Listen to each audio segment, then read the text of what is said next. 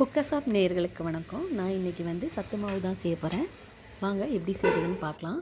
இந்த சத்து மாவு சர்க்கரை நோயாளிகளுக்கான செய்கிறது தான். இதை குடிக்கிறப்ப சர்க்கரையின் அளவு கம்மியாக இருக்குது. முதல்ல 1 கிலோ ராகி எடுத்துருக்கேன். ராகியை வறுக்கக்கூடாது, அப்படியே ஒரு பாத்திரத்தில் போட்டு வச்சுக்கணும். அடுத்து கம்பும் 1 கிலோ எடுத்திருக்கேன். 1 கிலோ எடுத்து நல்லா வறுத்து எடுத்திருக்கேன். பாருங்கள், ஓரளவுக்கு நல்லா வறுக்கணும். வறுத்தெடுத்து இப்போ ராகி கொட்டி வச்சுருக்கோம் இல்லையா பாத்திரத்தில், அதிலே கம்பையும் வறுத்து அதோட கொட்டி வச்சுருக்கேன். அடுத்து மக்காச்சோளமும் 1 கிலோ எடுத்திருக்கேன். மக்காச்சோளம் 1 கிலோ எடுத்து அதையும் வறுத்து எடுத்திருக்கோம். பாருங்கள், மக்காச்சோளம் ஓரளவுக்கு வறுக்க வேண்டியது, வறுத்தா போதுமானது. ரொம்ப வறுத்தோம்னா மக்காச்சோளம் பொரிஞ்சு வந்துடும் இல்லையா, அதனால் ஓரளவு வறுத்தா போதும்.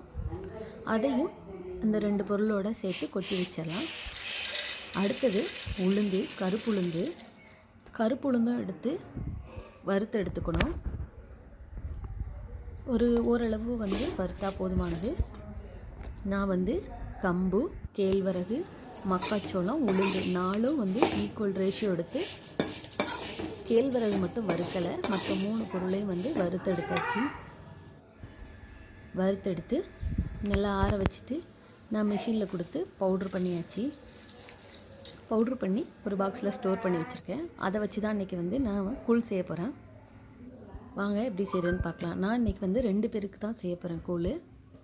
5 ஸ்பூன் மாவு எடுத்திருக்கேன்.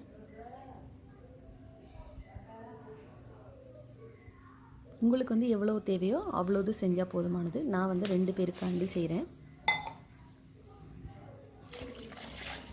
5 டம்ளர் இல்லைன்னா 4 டம்ளர் தண்ணி ஊற்றிக்கிறேன். எவ்வளோ குடிக்கணுமோ நமக்கு கூழ், அந்தளவுக்கு நம்ம தண்ணி கலந்துக்கணும்.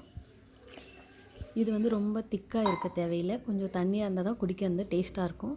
தேவையான அளவு உப்பு சேர்த்து கட்டி இல்லாமல் நல்லா கரைச்சி எடுத்துக்கணும். ஏன்னா இதில் நம்ம உளுந்து சேர்த்துருக்கிறதுனால கொஞ்சம் பிசுப்பு தன்மை இருக்கும். அதனால் மாவு கட்டிப்படாமல் நல்லா கரைச்சி எடுத்துக்கணும். கரைச்சி எடுத்து இப்போ அடுப்பில் நான் கிண்டுறேன். நல்லா வேக விடுங்க, கிண்டிகிட்டே இருக்கணும். இது உளுந்த மாவு இருக்கிறதுனால கீழே அடி பிடிக்கும், அதனால் நல்லா கிண்டிகிட்டே இருங்க. என்னோடது நல்லா வெந்துடுச்சு.